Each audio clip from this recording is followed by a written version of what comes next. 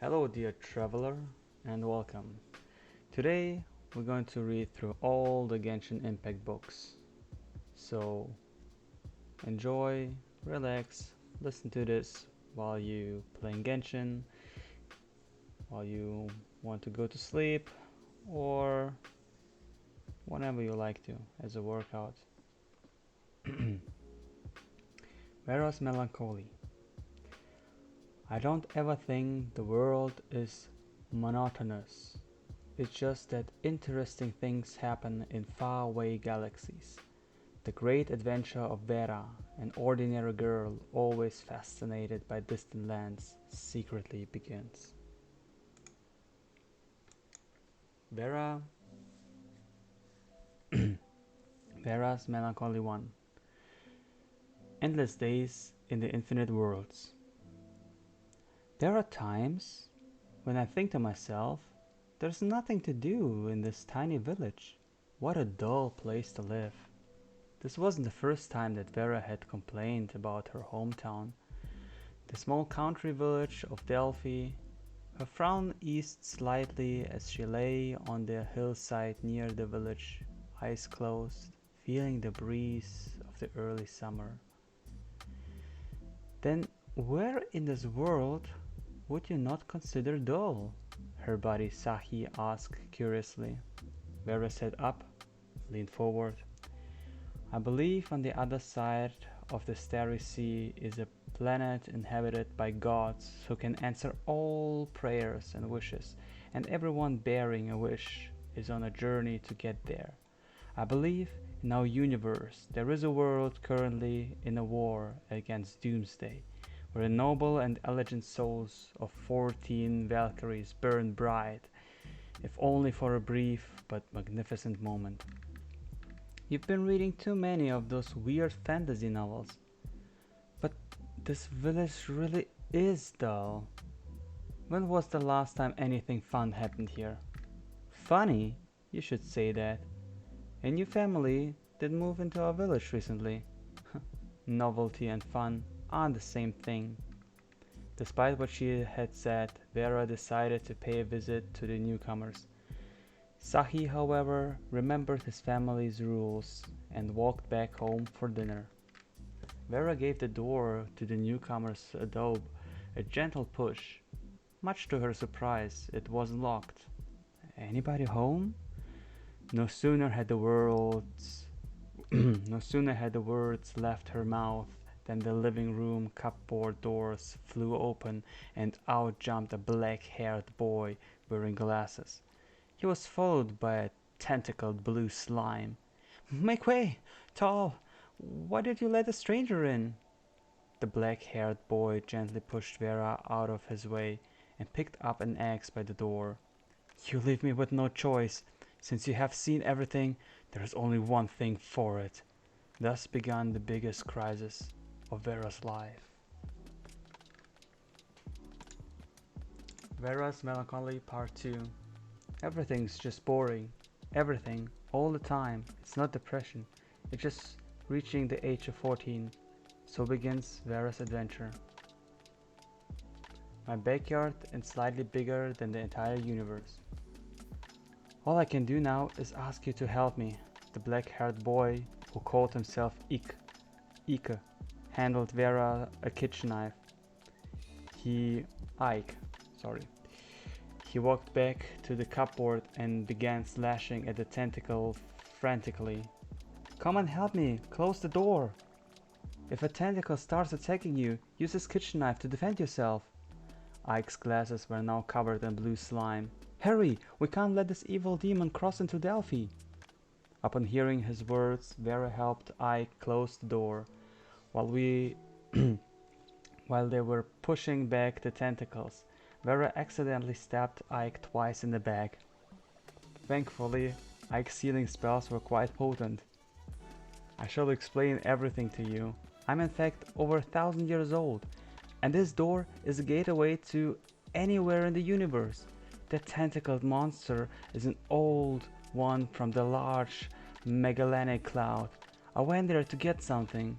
Ike was covered in slime from head to foot by this point. He wiped his glasses with Vera's dress as he spoke. Um, is there anything else that you'd like to know?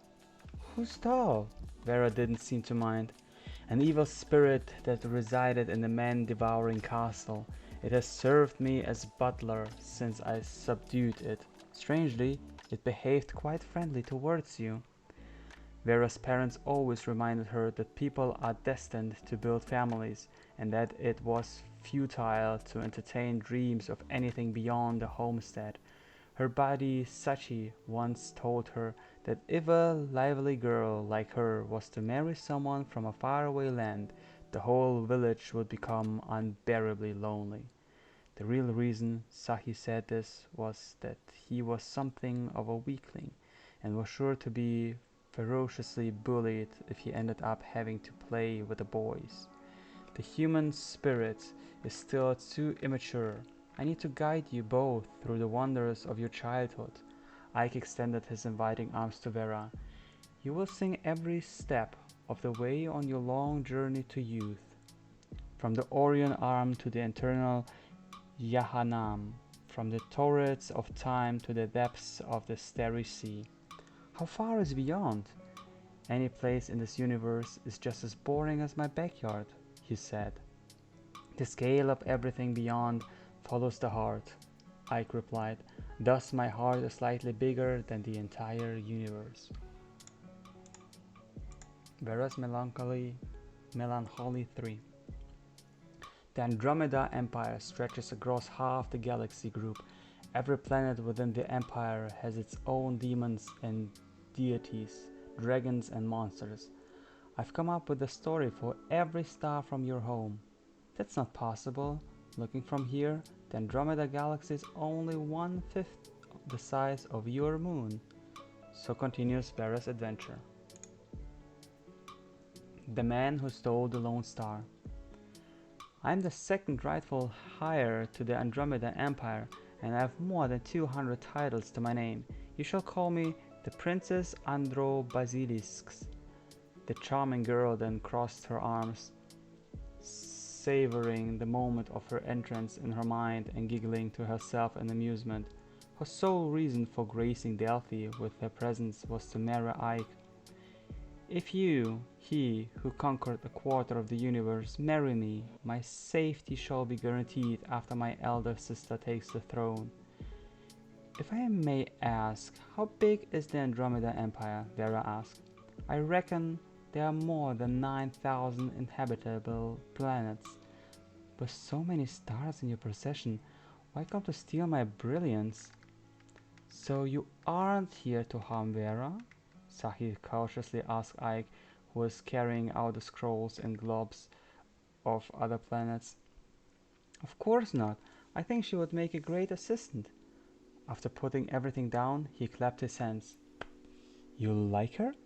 Me? No, not at all.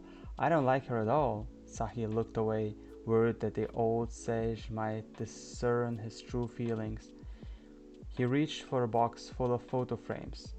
He grabbed a few at random, each picture depicting a different beauty. Look at them. They all said that they gave me their one and only true love. But did they? In reality, I was just one of their many lovers. Sahi did not know when or where he had heard the saying, but it blurted out from his mouth in his moment of annoyance. With so many stars in your possession, why come to steal my brilliance? The Fox in the Dandelion Sea, Part 1. Dandelion, Dandelion, ride the wind to his faraway land, the fox chants. An unforgettable Munchtet fairy tale about a hunter and a fox. The Fox in the Dandelion Sea, an 11-part story, begins here. Dandelion, Dandelion, ride the wind to a farewell land, the little fox chanted. He blew the dandelion flower and sent the seeds flying. He then spoke in a more serious tone. May my teacher's wishes ride the wind and reach the animal archon. A wind blew past us and swept away the dandelion seeds. Did they fly to a better place, carrying my hopes and dreams there with them? Chapter 1. When did this happen? Some time ago, behind the village, there grew a forest of countless lush trees. At the center of this forest was a small lake. The lake was like the stained glass window of the Mondstadt Cathedral, crystals clear and shimmering in the sunlight. The sun shone through the leaves and glistened on the water surface like fragments of gemstones. It was really something. The weather was cool that day. I was hunting in the forest when I came upon the lake. The shimmering water somehow reminded me of a girl I loved a long time ago. I couldn't remember much about her, but I felt that her eyes must have looked like the lake, glittering as if holding fragments of gemstones. I became lost in the thought as I stared at the glistening water. I walked transfixed along the lakeside, forgetting entirely that was out of for a hunt. I came to when I heard the sound of something freezing up. It was a mist flower growing by the lake that had just frozen the water surrounding it. Next to it was a white fox, its tail frozen in the ice. Poor critter. It must have had its tail in the water by the mist flower while it was drinking. Mist flowers are dangerous plants and can cause frostbite if handled without care. Extreme caution must be taken when handling them. As it saw me approach, the fox struggled in fear, but this only severed to tug on its still frozen tail. The fox whimpered in pain. Oh no, this won't do, I thought to myself. What a poor critter. It's gonna die anyway if I don't save it, so I might as well end its pain by bringing it home as my game for the day. I imagined what a delicious fox stew I could cook with the carrots I grew.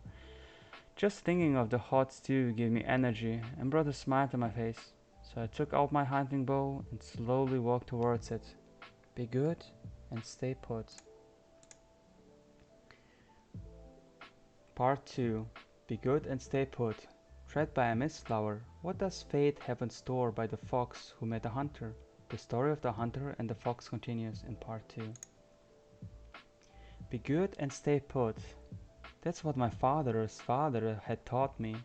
When I went fox hunting, I always chanted his words silently, so that my hands wouldn't shake when pulling the bowstring. But just as I was about to release the arrow, the fox lifted its head and looked me straight in the eyes. It had eyes like the lake, glistering, as if harboring fragments of gemstones within. My head began spinning, as if a strong wind were blowing inside it. My arrow missed its target, and instead smashed the eyes, releasing the fox's tail. The fox raised its tail and looked at me once more, before running off into the forest. I came to my senses and started chasing it, but who in this world can run faster than a fox? Gradually, the fox became smaller and smaller in my vision, until eventually it was nothing more than a tiny white spot in the distance. "Hey, don't go!" I shouted, barely able to catch my breath. The white spot slowed down after hearing my words. Is it waiting for me? I pondered. If it's running for its life, it can shake off anyone in no time. Foxes are strange animals. Even when they are running on a flat plain like Windrise, where one can see them clearly from miles ahead, they somehow still seem to disappear from view. It is as if they run into another world. This led me to my conclusion. The fox must be waiting for me. Convinced of this fact, I chased the glittering white spot for hours on end. Suddenly, a chilling wind began to blow. I stood there, shivering, and what I saw next astounded me. What am I seeing? Suddenly, instead of one, there were now 2 white spots in view. More spots appeared. 3, 4, 5. They seemed to grow in number as the wind blew. Eventually, I lost track of how many white spots there were in total. Suddenly, there was a stinging sensation in my eyes as the same white spots flew right into them. I rubbed my eyes and discovered that the white spots were in fact nothing more than floating dandelion seeds brought by the wind. The fox was gone. I mocked myself for my foolishness and went home. For supper, I had carrot and fox meat stew. though it was entirely devoid of fox or any other kind of meat. Only the Archons could know how much I hate boiled carrots with no meat. Despite my ravenous hunger, I eventually got to sleep. I woke up in the middle of the night to something stirring and south outside my door. Part 3. The hunter of fruitless hunts was awoken by a commotion outside. Who is it at his door? The story of the hunter and the fox continues. The Fox in the Dandelion Sea, Part 3. Having failed to catch the white fox, I went to sleep with only tasteless boiled carrots in my stomach. If not for what happened next, I would have forgotten about the fox by now. I awoke with a start to a strange noise coming from outside my door. Could it be boars that have come to eat my carrots? I hopped out of bed and opened my door. To my surprise, there stood a tiny little white fox. Its fur was so white that it glowed in the dark, not unlike the way the sunlight sparkles on the water after filtering through the leaves. It must be that fox from earlier today. I thought again of those eyes that looked like gemstones in the water, gazing at me as if from the depths of my heart. My eyes still felt tired as I walked over to the fox, empty-handed. This time, it stayed still and waited for me in silence. The closer I drew to the fox, the bigger it looked. By the time I stood before it, I had magically morphed into a human. It had magically morphed into a human. She was a tall and slender woman, with a swan-like neck and pearly skin. Her eyes sparkled like gemstone fragments in pools of water, and at night they seemed to shine like rays of sunlight that reached the water's surface after being filtered through the leaves. What a beauty! She looks just like the girl I fell in love with all those years ago. Though I can't recall her name, but those eyes tell me that it must be her. I thought, this can't be. This must be a magic trick. But the stranger thing was, I just knew that foxes could use magic. You'd believe anything after you've seen those eyes. For all the fox magic tricks, even her ability to morph into a human, nothing amazed me quite as much as those bejeweled lakes that were her eyes. For a while, we stood silently in the dead of night. At last she spoke, though it was not in the common language. I could somehow understand her. It must have been another of her tricks. I would have died by the lake if you had not come in my hour of need. She paused and continued, although to die by the bejeweled lake is not necessarily a bad thing. We foxes are grateful beings, so you must let me return the favor. She bowed to me, and her silky long black hair flowed down her shoulders like streams. The Fox and the Dandelion, Part 5. Upon accepting the fox's conditions, he came to the place where all the prey who disappeared had eventually gone to, an endless field of dandelions. The story of the hunter and the fox in the sea of dandelions, the fox, Part 5. In the boundless sea of dandelions that existed in the middle of nowhere, I watched as the Dandelion Sea took off at the softest touch of the breeze. Suddenly I knew the answer to the question that had been lingering on my mind for years. So this is where all the foxes escaped to when they were being chased by hunters? I thought, what a beautiful place. But when I began teaching the little fox to speak our common tongue, my heart always felt empty, like a wind was blowing inside of me. When we talked, I would look into her eyes, which to me looked like gemstones in a lake. In those moments I felt like it was speaking not to the fox, but to a girl I used to love many years ago. That was why I felt a bit depressed when she was around me. It was like when someone you love has a baby. You may still get along, but you'll never feel the same again. But the thought of her promise, if I succeeded in teaching her child to speak the common tongue, I shall impart our magic tricks to you when the time comes, remembering the way she made that solemn promise to me. I knew she was serious, and that gave me determination. Could I morph into a flying bird once I've mastered the tricks? How high would I be able to fly? Maybe I could also morph into a fish and finally have the chance to go to Musk Reef. I could also hunt using magic. I couldn't contain my excitement. No more meatless carrot stews for me. I lost track of how long I stayed in the Dandelion Sea, where everything sways gently with the wind. One reason was that the little one was such a fast learner. I taught him not only our language, but everything I knew in one package, including how to count, how to grow carrots, how to change panes, and how to sharpen knives. We chatted when we took breaks. Why must you learn human speech? He answered swiftly, so that I can befriend the humans, of course. I continued to ask, why would you want to befriend the humans? He dropped his gaze.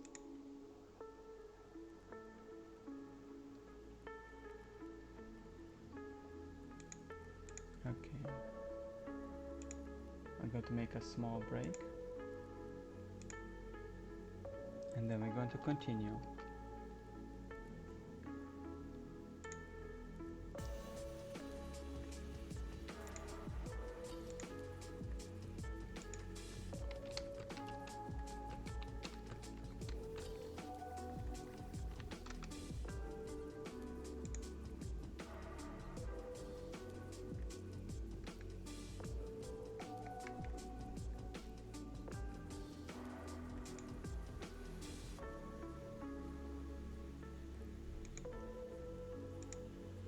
And we're going to continue. The reason why we made a small break, I actually looked up if there was the Fox in the Dandelion Sea Part 4, but apparently there wasn't. So let me read now the sixth part, The Fox in the Dandelion Sea Part 6. Why do you want to learn the language of humans, so I can befriend humans when I become one? The childlike voice says in the Sea of Dandelions, The Fox in the Dandelion Sea, Part 6.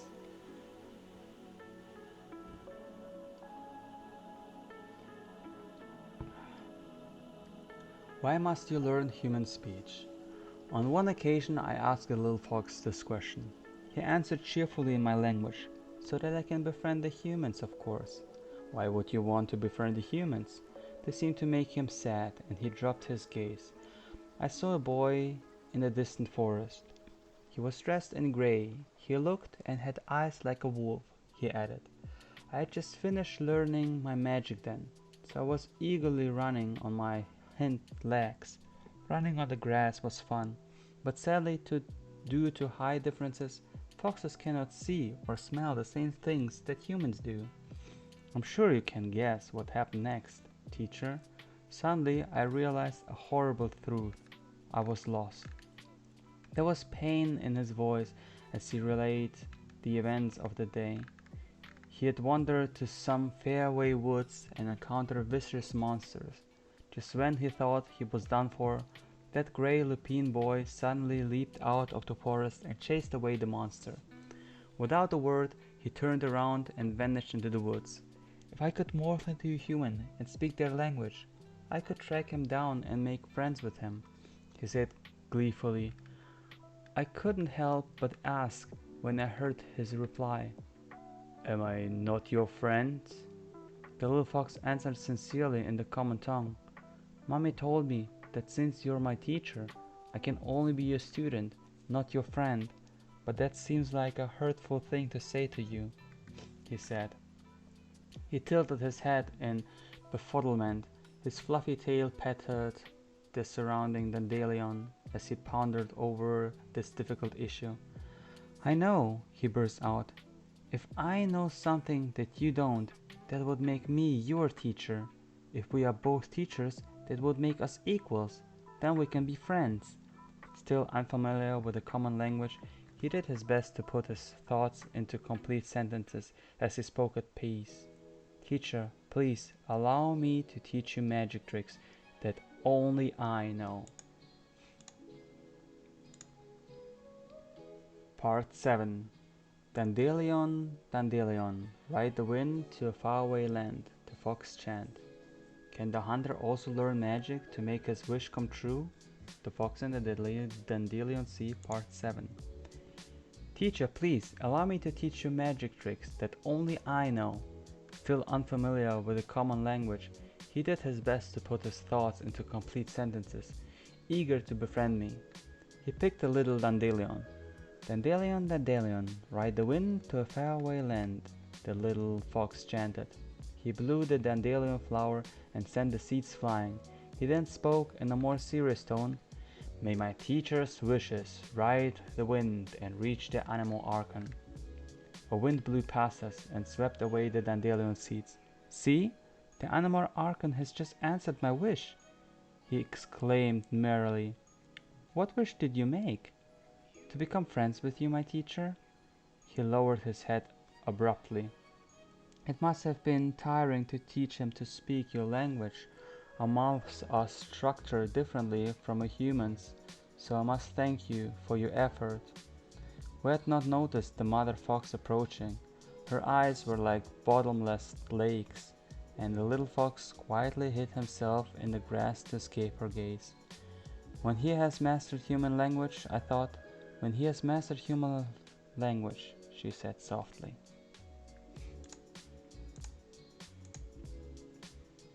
The Fox in the Dandelion Sea, Part 10.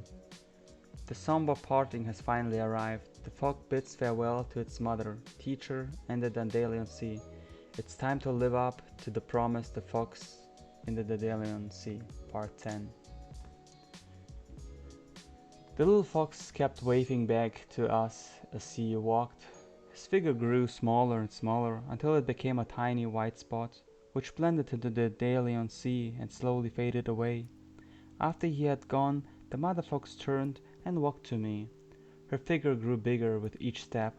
When she finally reached me, she had already morphed into a human.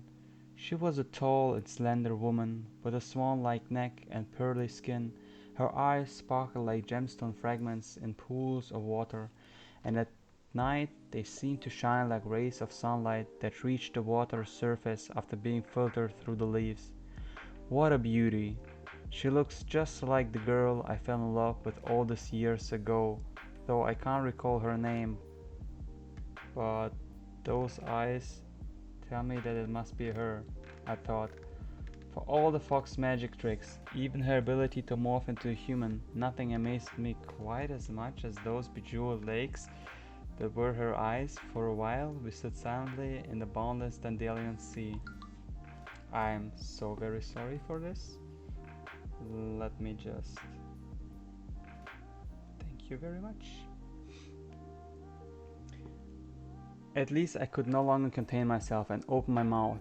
Is this the trick you were going to teach me? The fox art of transformation? Yes, I am most grateful for all your help this whole time. She lowered herself and bowed to me.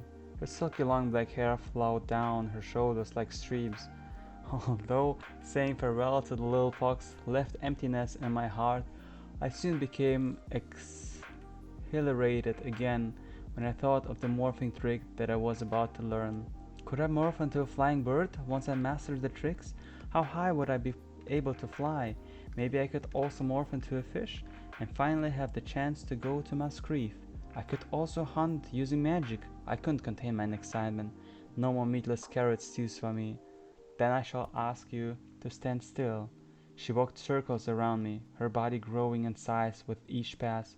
No, not just her. The dandelions were also growing bigger. They were only up to my ankles when she started, but now they were suddenly above my waist. Before long, they became towering trees.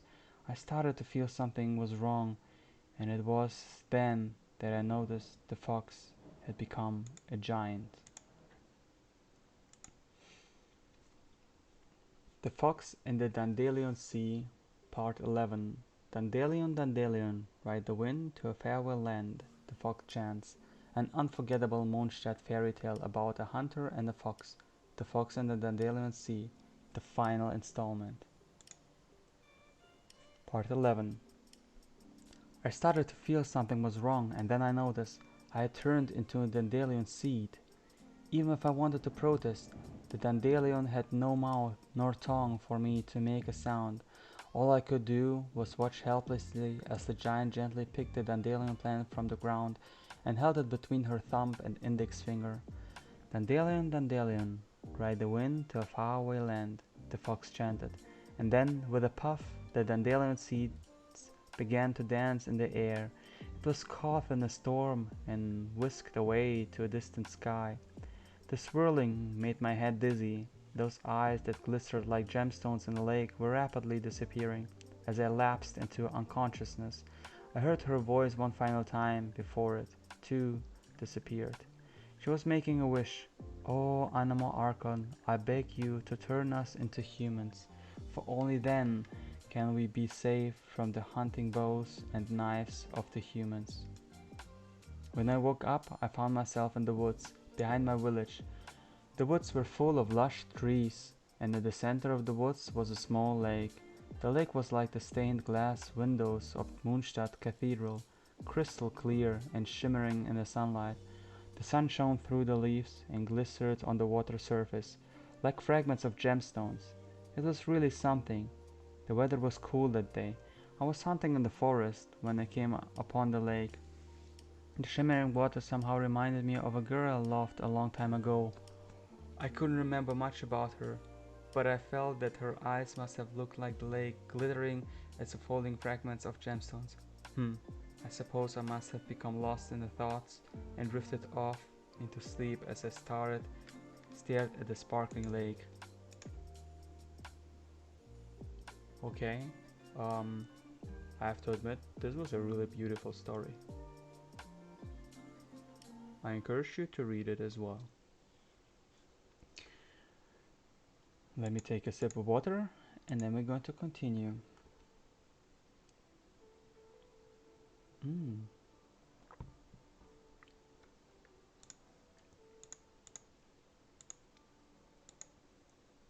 I just realized there are 3 more books of Vera's Melancholy. So part 5, part 9 and part 10. Let's go. Vera's Melancholy, part 5. You can't have picnics on the sides of a galactic highway. Even the deities will be held fully responsible for road accidents that might occur. The doorway to a study in a simple village connects to anywhere in space and time. Having tea with deities, playing hide and seek across time. Vera's great adventures continues. Roadside picnic. When Ike was taking a nap, his servants waged a terrible war against each other. The great wizard had subdued many gods and demons to serve under him. As the most formidable wizard of his day, Ike was in the command of gods and demons more numerous than the entire entries in a dictionary.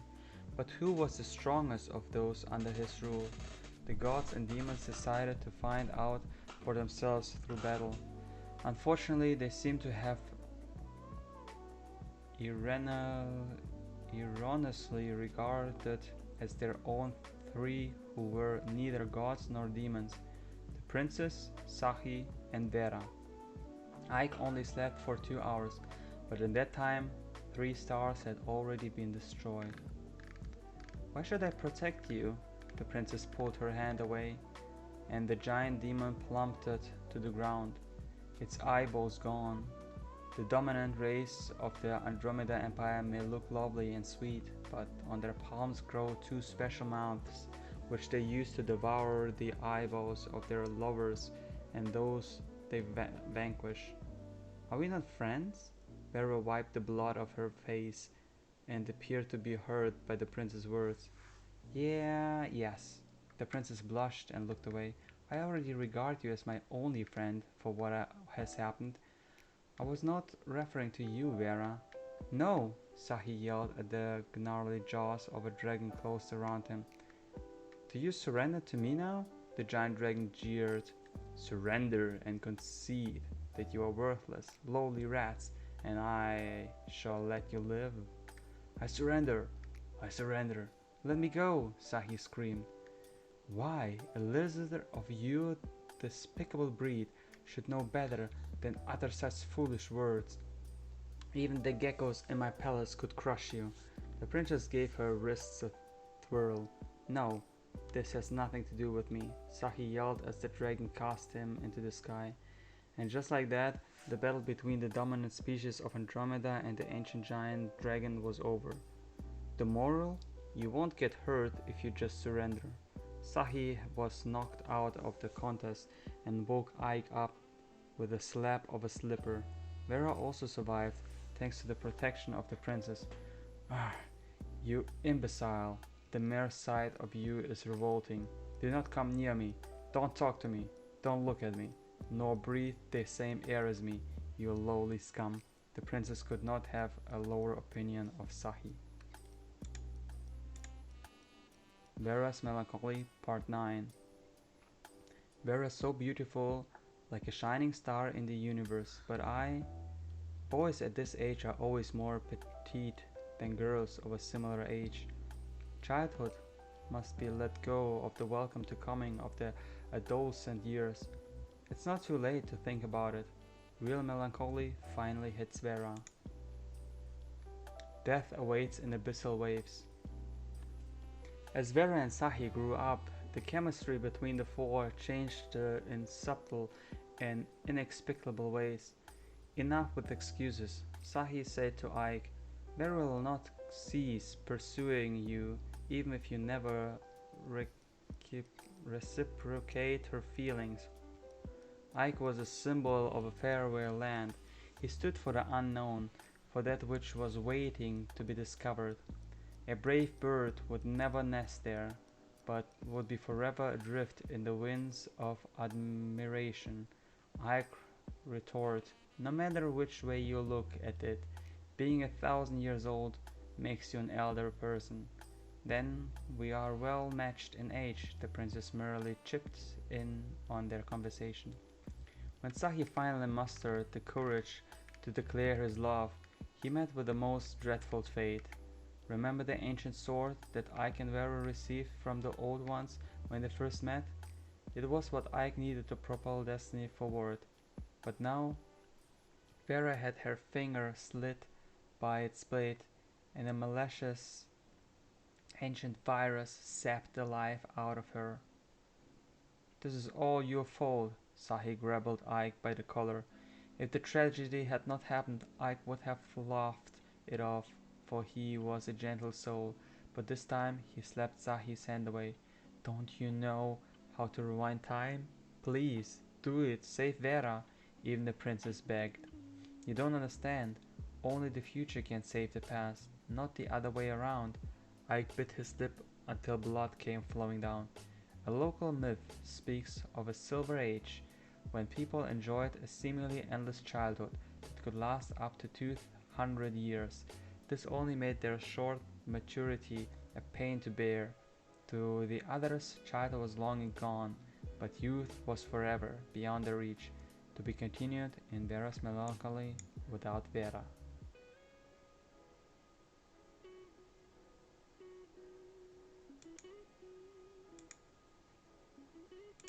Vera's Melancholy, Part 10. It's enough. Let's go home. The furthest place I've dreamed of is the Delphi where you are. Though the explanation is delayed, you should know that Delphi is the center of Greek mythology. Vera's Melancholy, the perfect ending. Or is it? Vera's Melancholy. To revive Vera, Sahi, Ike, and the princess embarked on a spectacular and thrilling journey that lasted 20 years. From battling Signor Inferno to slaying the Star Devourer, the trio had even rescued 2 galaxies and the Galaxy Empire and eliminated 4 species of ruthless interstellar worms along the way. When Vera opened her eyes, she found herself in the arms of Sahi, now a hero of cosmic proportions. To the dominant species of Andromeda, 20 years was nothing more than a few seconds. The princess looked lovely, as always, but her countenance was a curious mix of genuine happiness and loss. Sahi, having lost an eye in his adventures, was now a tall and strapping young man. His flowing tears soaked into Vera's shoulders. Though still prone to tears, he was no longer his feeble-minded self. The years had been kind to Ike, who, after all this time, still had the same old smile on his face. I am but an echo of time, Ike said as he began his preparations. As I've said, the past cannot change the future, for the predetermined rules of equilibrium are slightly more powerful than me. But the future, with its infinite possibilities, could save the world. I transformed Sahi back into who he was 20 years ago, and time reversed itself to the day of their departure. Everything seemed to remain unchanged between the four, though they realized that the innocence they once shared was one thing that could never return. I'm sorry for depriving you of your childhood, Ike said to him. Now go, the youth that you deserve awaits. I have witnessed every wonder in the universe for your sake, and this was how my childhood ended. Sahi summoned every last ounce of his courage as he stood before the girl of his destiny. I will never reach my youth without you by my side. What will her answer be? Editor's note: the author of Vera's Melancholy is now off living the high life with the royalties from the first 9 volumes. If you happen to see him in your corner of the universe, please help us to impress upon him the urgency with which we require the next volume.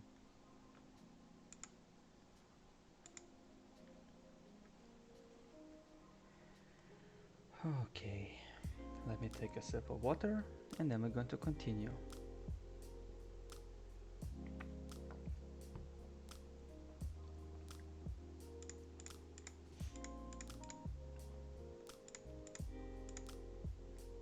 Okay, The Boar Princess, Part 1. A long, long time ago in the Forest Kingdom, what legends occurred there? The Boar Princess, Part 1. A story about friendship, love, and death. In the myths of ages past, every living being in this world had its own kingdom. Moonshot was a forest in that age, a playground of the boars. In the forest was the Boar Kingdom, where everybody lived happily under the reign of the Boar King. The king had a lovely young daughter who had the prettiest snout, the whitest tusk, and the smoothest fur in the whole kingdom. The Boar Princess, beautiful and kind, gave the juiciest and sweetest fruits to her subjects every day. From sweet and sour berries to crisp apples to delicious tree mushrooms, the Boar Princess always shared her delicacies first with her friends. Every boy in the kingdom adored their king and princess, and every day they praised them so. Oink oink, bless our king. As long as he reigns over us, we will never starve. Oink oink, bless the gentle animal Archon for giving our king such a kind and polite princess. There are tiny words written on the side. Dada, if I don't eat candy every night and I pray every day, will I turn into a wild piggy? I want to be a wild piggy because they are so tasty.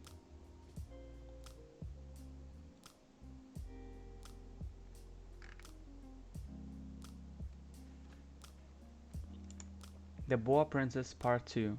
A lifeless ice field, a land even the gentle animal Archon has never visited. How is it that its lonely inhabitants? The Boar Princess Part 2. The story continues on the glacier. Part 2. North of the Boar Forest was a frozen tundra. The playful Barbatos had not reached those lands, so they remained covered by ice and snow. Every creature who ventured there risked freezing their paws and hoofs off.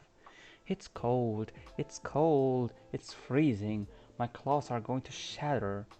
Even the bravest, strongest boar king could not withstand the frigid tundra. Oink oink oink, my frozen snout is turning purple. They are lived by a single lone wolf pup in that place. There are childish words written at the bottom. Dada, why does the little doggy have paws that don't freeze off in the cold? The Boar Princess Part 3. Now and evermore shall you be bereft of hope. What fate awaits the wolf pup who bears such a cruel curse? The Boar Princess Part 3. The pup was a carefree child who had bright blue eyes and slick gray fur. When he got angry, he looked exactly like the wolf head relief atop the moonshot cathedral. But one day, when he was hunting in the forest, he ran into the evil squirrel sorcerer Wubaqua. Of all the beings in the ancient world, none were more evil than Wubaqua. Not even demons and dragons.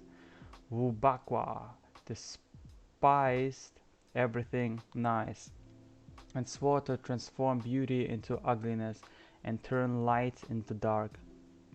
As the sight of the joyful wolf anger boiled inside him, he cursed, "Squeak, squeak! Angry am I! I shall spike his heart with the coldest eyes, and he will never again know the meaning of hope." With that said, Wubaqua began to curse the pup with his magic, but the rash pup gobbled him up just like that, without the slightest warning. Wubaqua was so furious that he cursed the pup using the most foul and insulting words ever uttered by a squirrel.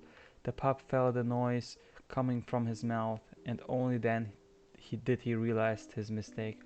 "Aroo! I'm so sorry, Mr. Squirrel. I thought you were edible." The pup wished to apologize to the squirrel, but he felt his throat tightened and then loosen. The squirrel slid down to his stomach with a gulp. A sheet of paper bearing fine handwriting is taped to this page. "Lily, this is why you should eat cautiously when you're outside."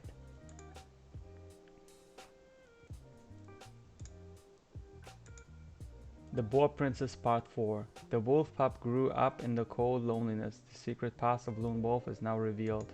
Part 4. No one knew just what chemical reaction occurred in the pup's stomach, but Wubaqua's curse magically came into effect. Because of the curse, the pup's heart was pierced and frozen by an icicle. The pup became cold and mean forever after, and whenever other animals showed kindness to him, he would repay them with the harshest of words or the most woeful of deeds. In the end, every animal loathed him. From then on, every wolf in the forest spoke of the pup in this way. "Woof! What a selfish wolf he is! Such an obnoxious kid! Woof, woof! What a heartless wolf he is! Let us stay away from him." One by one, the pup lost all his friends. The forest welcomed the lonely pup no more, so he had no choice but to head north. The blizzards that blew in the north and tundra kept most creatures away, but with his heart already frozen solid, the pup was no longer afraid of the cold. He decided to settle down there and became the lone wolf that roamed the tundra. There is a girlie writing at the corner of the page. "Dada, but where did the Wubaqua go?" The Boar Princess Part 5. No one deserves this fate. The good princess sheds a tear of compassion for those who persevere as true companions. Even their eyes shall melt before their determination. The Boar Princess Part 5. One day, the Boar Princess heard about the pup and was deeply saddened by his story. So she asked her people about how to defrost his heart and turn him back to his former sweet self. She asked and asked, but only the wise fox and the elderly turtle knew the answer. "Ack, ack, ack.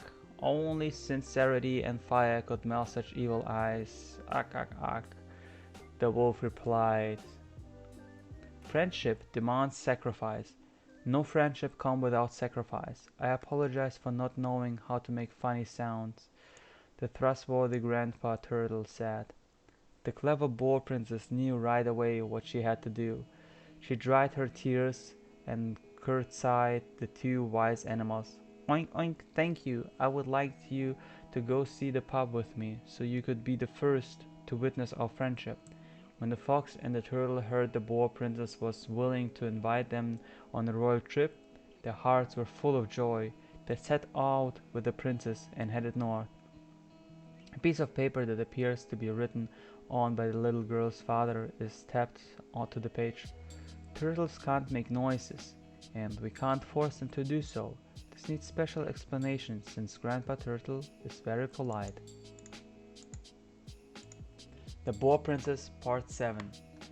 All the sacrifices made out in the frozen plains were not in vain. The perfect ending of friendship, love, life, and death. This is the end of the famous and touching story, The Boar Princess. After venturing through the bitter cold and the swirling storms, the Boar Princess finally met the pup. The pup was covered in ice. His once bright blue eyes had grown dim, and he had all but forgotten how to bark. Aroo! You have come at the right moment, for I haven't had lunch today. Hearing his words, the kind Boar Princess could not help but shed tears. Her warm tears seemed to melt a little of the ice at the tip of the pup's heart. Roo, why are you crying? Oink oink, you are going to starve out here. I have never seen such misery in my kingdom. I will sacrifice everything to feed your hungry belly. The pup was stupefied by her words. Aroo! Miss, you must be mad. No one has ever dared say such things to me. But when the pup saw the determination in her eyes, his frozen heart melted some more. Nope, that's why. I will sacrifice two of the wisest and most caring members of my family just to feed you. It is for the sake of our friendship. The fox knew what horror she meant and attempted to run, but he was pinned to the ground by the pup and the Boar Princess. Grandpa Turtle was so frightened by the sight that he retreated into his shell. The pup and the Boar Princess enjoyed a delicious appetizer of fox out in the snow. Next they found a cave, picked a few mushrooms, built a fire with some moss, and treated themselves to a tasty turtle soup. The pup felt the delight of sharing and making friends for the first time he could remember. His frozen heart melted completely, and he shed tears of joy. The princess took the pup by his paw, and the two merrily returned to their home. Between the last pages was a card which had elegant handwriting on it. Honey, I think it would be best if we donate this one to the library.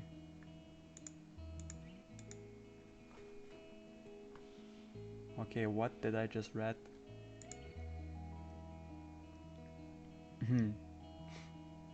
Well, let me take a sip and continue.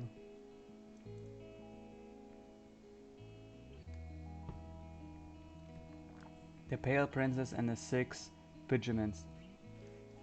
Part 1. A fairy tale story that has been told throughout Teyvat for ages. This is part 1, which tells the story of the land of night and the moonlight forest.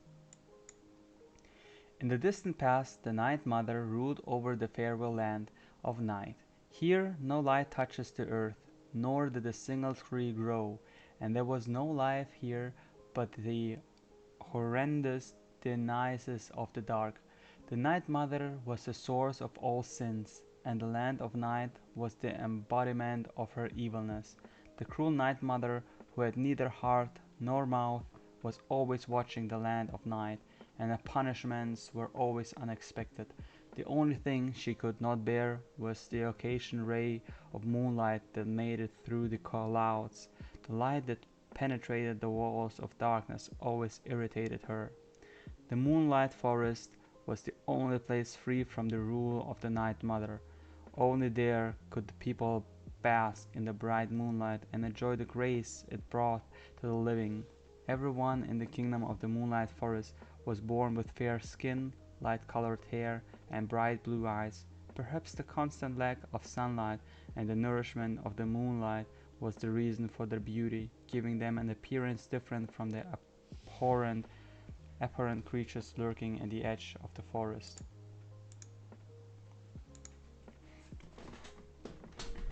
Okay.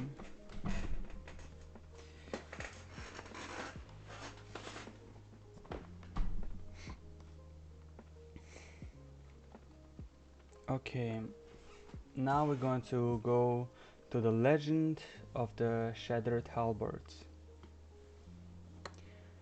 Part 1. Oh, first the description. In ancient time, when Axis Mundi was unobstructed, there were 9 realms, each a world of its own. The realm of humans was known as the Zhongzhou, while the gods reside in Shengxiao. At the end of the last calamity, a war between the gods broke out. The god king fell, setting the nine realms ablaze, obliterating all living things. The realms have now been born anew. Life again thrives, but the passageway between the nine realms by Axis Mundi has been sealed off. An all new graphic novel on the epic journey in search of the god king's halberd begins. Volume 1. Pressing official business. I am the great and glorious General Wei Yang, emissary of the Imperial Court on a royal mission. I demand that you step aside at once. General? So the great and glorious is a military rank now? Huh, I thought it was a civil office. Mir responded with not a moment's hesitation. Wei Yang's face turned bright red. Oh, an ignorant borderland heathen seeks to educate me on the matters of the court? Mir was unfazed. I would be surprised if they overhauled the entire government bureaucracy in the space of a few years. Two broadsword-wielding martial artists in Wei Yang's party burst out laughing. So ends our grand journey to the capital. The cart finally makes its past 1,000 miles of checkpoints only to get gridlocked like this at some tiny little inn out in the wilderness.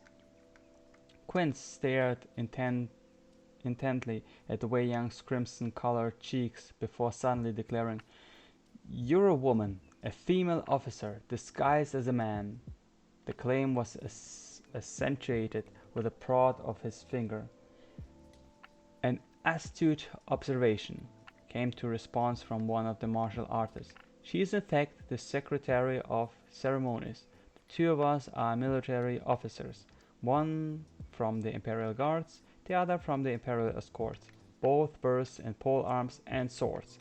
We are serving the office of the Imperial Grand Minister on secondment, and we are here under orders to retrieve the ominous swords." Although the part about the great and glorious general, although that's made up, the bit about being here on official court business is not, the other martial artist chimed in to say. The ominous swords were something that Mir had heard of. The story was that an iron meteorite had fallen from the sky 5 or 6 years ago, and convention dictated that as nature's treasure it belonged to the imperial family. However, a swordsmith by the name of Fang had taken it for himself and used it to illegally cast 9 swords. It was said that the ominous swords were cursed by the meteorite and could drain people's intellect. Naturally, they had caused quite a stir in martial artist circles. "Good for you," said Mir as he shut the toilet door. "It'd been even better for me if you got yourself out from the toilet. Now," her disguise exposed, Wei Yang gave up trying to compose herself and spoke in her normal voice. She sounded more charming than one would expect, given the circumstances. "Officer Wei Yang is a cultured lady of the court. Unlike us, she cannot resolve her pressing official business by simply finding a discreet spot in the wild. Please, hurry up." Mir washed his hands and exited the toilet, then sat down at a table with the two martial artists. "It is not at every border town that we encounter one so familiar with court affairs." The one that seems to be the Imperial escort officer sized up Mir. "Might I inquire as to your personal history? My father, Mi Tingren, was Minister of Imperial Banquets. He was framed for embezzlement of funds intended for the imperial cuisine. He then resigned from his post and returned home." Mir paused to scratch his chin before continuing, "My old man's not been himself ever since it happened. I still intend to go back to the court one day and clear the Mi family name." Legend of the Shattered Halberd Part 2. Mir, having stumbled onto the journey to retrieve the swords by accident, encountered a huge crisis before the journey had even begun. Imperial Guard and Imperial Escort elites were slain by enemies holding the ominous swords. Amidst grave danger, Mir recalled a spell taught by his father. Legend has that the Celestial Emperor has a young daughter whose name was not known to the world. She now possesses Wei Yang's body and revealed herself. Who would prevail? The wildest of the ominous swords who had turned into ferocious demons, or Mir who could somewhat hold his own in a fight? Yum, very nice. Now that the spirit had possessed her body, Wei Yang was of a much sweeter and gentle disposition. She took over a tiny bite of one of Mir's stuffed pies, but it was too hot, so in an effort to avoid burning her tongue, she stuck it out of her mouth and panted for breath frantically. Truth be told, it was all rather cute. That came unexpected. I need some time to process. Mir, who had given up one of his eyeballs to appease the spirits, helped himself to a pie and asked, "Can you go over it again?" Very well. The meteorite was in fact a divine's halberd. It was snapped into pieces by a commoner and made into 9 cursed swords. The ominous swords. This one is the Sword of Mist. Adding in that pair, I found 3 of them to date. And what your place in all of this? I was once the daughter of the Celestial Emperor, but I have long forgotten my name. I was in charge of conducting trials and sentencing at the end. A judge, to use your parlance. Since the court of imperial entertainments was responsible for sacrifices and offerings, Mir's father had forced him to learn every last detail and word uttering by every known court ritual, and because most rituals involved encounters with bizarre forces and temperamental deities, he also knew a thing or two about how to deal with them. For instance, he knew that deities tended to guard their names closely, for knowledge of a deity's true name allows a human being to exercise absolute control over them. So he wasn't convinced this one had simply forgotten her name. So the court wants to retrieve the swords to reconstruct the divine Halberd? Mio forced himself to entertain the reasonability of his line of inquiry. I don't know. The master of this body knows nothing else. She is just deeply angry. She wants to prove herself. Wei Yang puts her hands on her chest. So, what's the next step? Do I have to perform some sort of farewell ceremony for you? Mio stroked the bandaged and saddened eye. And then I get my eye back? Give me a name. She raised a hand, obviously to the crumbs at the edge of her mouth. Don't be ridiculous. The Imperial Civil Service examinations are overseen in person by the Emperor himself. How will I claim the title of the Minister of Imperial Banquets with only one eye? Well, I have things to reclaim too. The remaining pieces of the divine Halberd, she responded. Otherwise, this world and everything in it is going to burn in hellfire. Mir kept looking at her, but did not respond. You do not need to go with me, but with the fate of all living things at stake, please allow me to hold on to your eyeball for the time being. Okay, Legend of the Shattered Halberd Part 3. Just stay with the name Wei Yang for convenience sake on the road. With the official documents from the government in hand, you should be free to go as you wish throughout the kingdom. Still worried about Wei Yang, Mira decided to accompany her on her journey and kill any demon that may encounter. Though they had already collected 5 ominous swords and all seemed to be well, they knew in their heart that the way forward would only get more treacherous and perilous. A dark westward journey. This is all that I can do for you, Mir said as he placed a series of dishes onto the table. He then sat down opposite Wei Yang. Wei Yang's right arm, which was broken in the fight to the death that had just taken place, was still wrapped in bandages. She stared intensely at Mir for a long while, but Mir just sat there, resting his jaw on his hand and looking downwards. Neither of them spoke. Finally, Wei Yang attempted to use chopsticks with her left hand, but alas, her dexterity was found wanting. and she failed to procure a single meatball, from the murky depths of the hot broth. Mia sighed, took the chopstick from her hand, and said, "Fine, I'll feed you." "So there's still more that you can do for me," Wei Yang suddenly quipped a few mouthfuls in. Her mood remained unchanged. "The court of imperial entertainments is dedicated to worshipping and making sacrifices to all of you divine beings up above. Serving you is my family's job. And in any case, when the gods make their move, what can mere mortals do but look on helplessly and accept their fate?" At least that's what Mir thought, but he also thought it was better to keep that part for himself. "Couldn't you use your powers though? I thought you said that each time you fight an ominous sword owner, you use telekinesis to make your pole arm levitate, swing your sword around, and so on. Surely chopsticks can't be any harder." "That is a power bestowed upon me by my father. Only I have this power. It is solely for use in sentencing the guilty. I mustn't," Wei Yang's voice changed in tone, "I mustn't use it lightly. Before he died, that guy said something really strange about the situation with my father." Mia flicked the candle flame while he spoke to relieve his boredom. "Minister Mi was neither innocent nor wrongly accused." What on earth did he mean by that?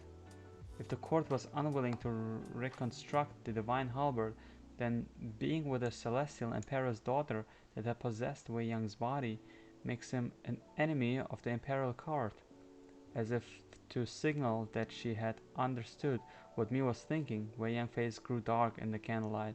She said, "You don't need to help me any longer. You are mere mortal. There is nothing to be gained from settling a score with the court." Mi replied, "Speak no more of this matter. I must get the truth out of my old man first." Wei Yang said, "Oh, we will pay a visit to your esteemed father?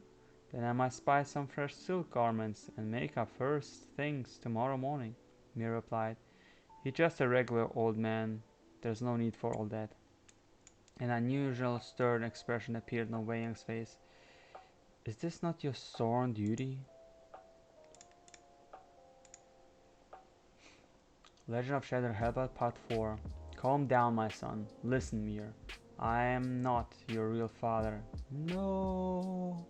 The once minister of Imperial Banquet was, in truth, Khan the Asura from Jotunheim. Leaving the capital was but an act in collaboration with the Minister of Ceremonies and the Grand Secretary to protect the daughter of the Celestian Emperor. The late Celestian Emperor Sheng Xiao, the now Contra Mundi, was once a dear friend of mine, but now, knowing that you have successfully summoned her, all my wishes have been fulfilled. Master Plan. Even a Buddha or an Adeptus would have found themselves powerless to do anything in this situation. This is the Sword of Flame, the Katakugosha. It was made from the shard of the divine Halberd. It was the Dharani of the Fire Realm. Sorry, in language that your majesty would understand, it's made with the runes of the Fire Realm, one of the God King's 9 realms. How could this westbound warrior display such mastery of the sword? Most who had been stripped of their intellect by an ominous sword lose their fighting instinct and any martial arts they had learned. Wei Yang nursed a broken arm and panted in the scorching hot air. Normally her abilities would enable her to fix broken bones, but the unquenchable flames burned relentlessly at her wound. Her sight grew blurry as she lost blood. Mir stepped in front of her, guarding her from the warrior. "I can see that you have a lot of questions. Fine, I tell you everything. I killed your father because he tried to stop the resurrection of the God King. And the reason I can manipulate the Fire Realm runes rather than the other way around is because the warrior from the east raised the ominous sword. Is because I am a warrior of hunt from above made flesh. Legend has it that the Celestial Emperor once went to war with the Asura. To prepare for the war, the Celestial Emperor selected soldiers from 3 realms and made them ascend to become his celestial army after death. Sometimes they were best by inclement weather on the marsh, with thunder clouds, tornadoes surrounding them. The people of Zhongzhou refer to it as soldiers of the Celestial Army, hunting from above. No, impossible! A look of disbelief appeared on Warrior's face as the ominous sword broke into pieces, and he, too, was sent flying from his own shoulders towards whatever destiny had store for him next. In the chaos, Mir had brought out the sword his father had left as inheritance. It was intended as more of a gesture of defiance than a genuine attempt to fight back, but unbeknownst to him, this was the greatest cursed sword of all that had once burned the entire world to cinders. Leviathan. Leviathan. If the Fire Realm's runes constitute the mystery of the Fire Realm, Leviathan was its pure, unadulterated, unquenchable reality. The sword had extinguished after the world has burned, but having assimilated the rune of the Fire Realm, it burned bright once more. The whole world destroyed again. Wei Yang fell unconscious as she spoke. The Legend of the Shattered Halberd Part 5. There are many among the military officials who wish to unseal Axis Mundi, since the world in chaos will greatly elevate the position and importance of the martial artist. They want to wage another war of the Asuras? He does. The tug of war between the civil and military officials and the schemes of the past gods once again threatens all of the 9 realms. Volume 5, Legacy of Garros. Your deeds have saved the people. You are indeed a great warrior. The crown prince, hands clasped behind his back, walked in circles around Mir, who lay prostrate on the ground. But Mir was unmoved by his words. Hand over the divine Halberd, and you may have the title of Minister of Imperial Banquets. Grand Secretary will be yours too within a decade if you want it. The crown prince sat down. Well, what is your response? A lowly commoner dares not speak till his majesty permits him to rise. But now if I granted you permission to speak, it would be because you had instructed me to do so. We can't have that. As future lord of all the land, what a charade is this, said Mir as he switched to a more relaxed position. The official etiquette of the ruling dynasty does not require kowtowing for an audience with the crown prince. It should just be the regular thrice greetings. I noticed that you were on track to become emperor, so I thought I'd come and pay my respects. There's just no need to lord it over me like this. What about me? Mir snapped as he stood up. I will give you half of the divine halberd, the Dharani of the Fire Realm. I will offer to father, mostly to avoid another situation where we have remnants trying to stir up trouble. Can't hurt as long as the portion I get looks the part, it'll be fine. This is going to be known as the new national super weapon. Mir sat down impatiently right in front of the crown prince. I don't understand how you are such a fool when we were both raised on the same mother's milk. How dare you? I have nothing but respect for Lady Me, serving as my wet nurse, and it's only because of the virtues she instilled in me that I am able to put up with your... Give the title of Minister of Imperial Banquets to someone who cares. I'm going home. The crown prince said nothing. How about Wei Yang? Mir chewed his food and acted nonchalant. Oh, for the meritorious act of retrieving the sword, she was promoted to Secretary of Ceremonies. She was not implicated in the evil plot by her father, the Imperial Grand Minister. The Minister of Ceremonies and the Grand Secretary both testified. I will see her every need is met. Something sounded odd about that, but that was fine. She was gone, and his eye was restored, but to this day there was still a dull ache, like the phantom pain of a missing limb.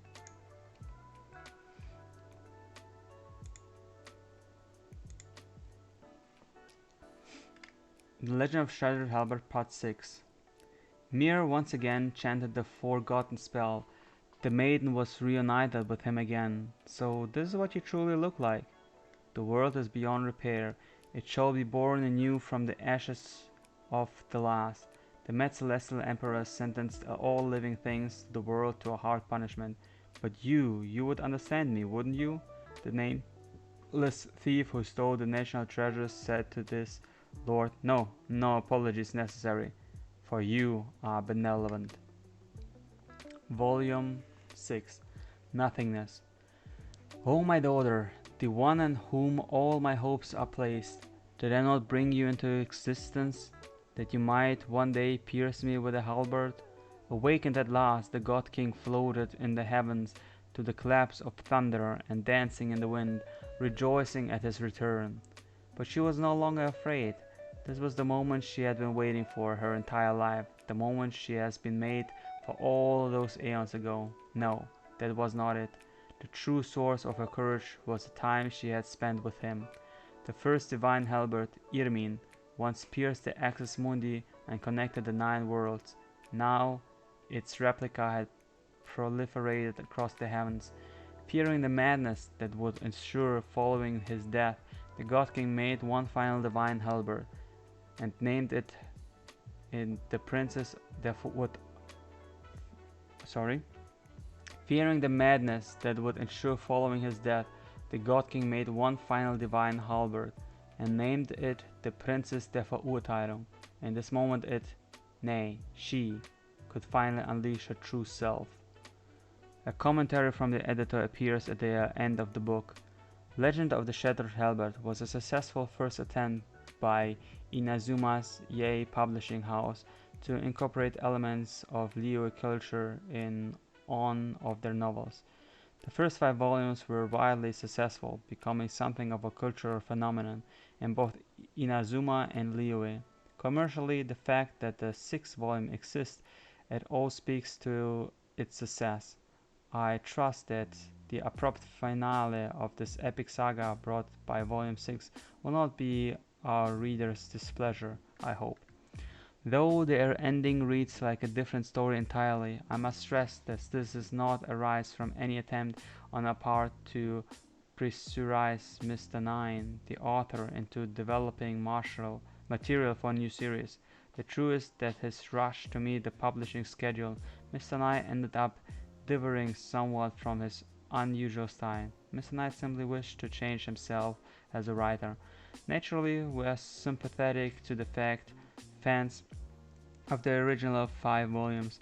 In this spirit, we would like to announce that the special first 5 collector's edition, the Blackwood box set, is currently in the making. Those who have grown up reading Legend of the Shattered Halberd in bookstores, this is the time to finally buy it for yourself. Also, expect to hear more tales of the Princess der Verurteilung in the future. Okay. Let's continue reading then.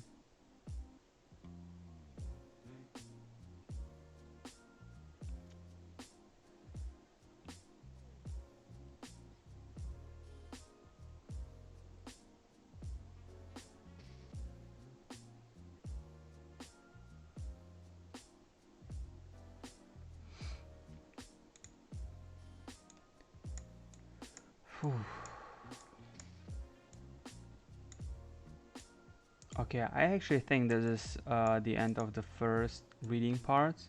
We're going to make another reading part. So, Heart's Desire, Hexenhound, Legend of Lone Sword, Legend of Vanessa, and yeah, and then on the third part, the rest.